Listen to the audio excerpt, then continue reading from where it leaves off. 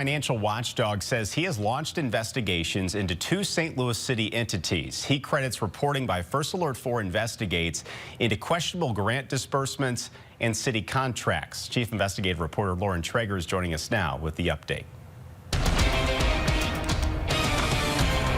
There's a group that has been gathering signatures to conduct a sweeping audit of every St. Louis City department. They learned today that too many of their signatures had been tossed out by local authorities, but Missouri State Auditor says he will simply initiate his own investigations now.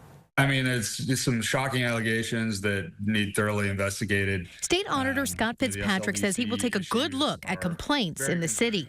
In November, a group called Audit STL City announced they had done it, collected enough signatures to enable the state auditor to examine the city's spending and performance. Last year, First Alert 4 Investigates told you about questions on how millions of dollars in pandemic relief funds were being administered. People collecting the signatures said they want better transparency and accountability in city government.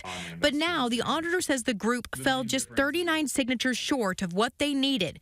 But he is stepping in regardless, sending letters to two city entities saying his office would be, quote, conducting an initial review to investigate the complaint to determine if it is credible. We have the authority to conduct investigations of alleged improper governmental activity.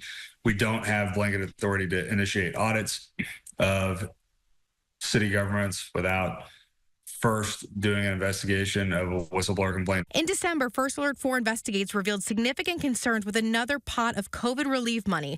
A city building inspector with ties to three companies receiving millions of dollars in contracts to fix up private properties in a program he oversaw. He has since resigned. It's just a big opportunity for money to be wasted and also for fraud to occur. So we're going to be thoroughly investigating that. Some, including the city's mayor, called for the state auditor to do this review, but Fitzpatrick says the city has already missed an initial deadline to provide the records he had requested. If we don't get what we need from them, we may have to subpoena that information. And so it's really going to be determined by how cooperative they are getting us that information. It's a process that could take time, but one Fitzpatrick says he'd take seriously for the sake of taxpayers. We're spending a lot of our time in St. Louis, and it's because there's a lot of things that need attention in St. Louis. The auditor can initiate his own reviews thanks to a new state law that just passed last year. Essentially, it is a first step. If they find enough to merit a full audit of the departments investigated, they can do it. But it's a process that may take some time,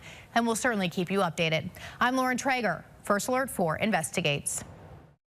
We reached out to representatives for St. Louis Development Corporation as well as the city's building division.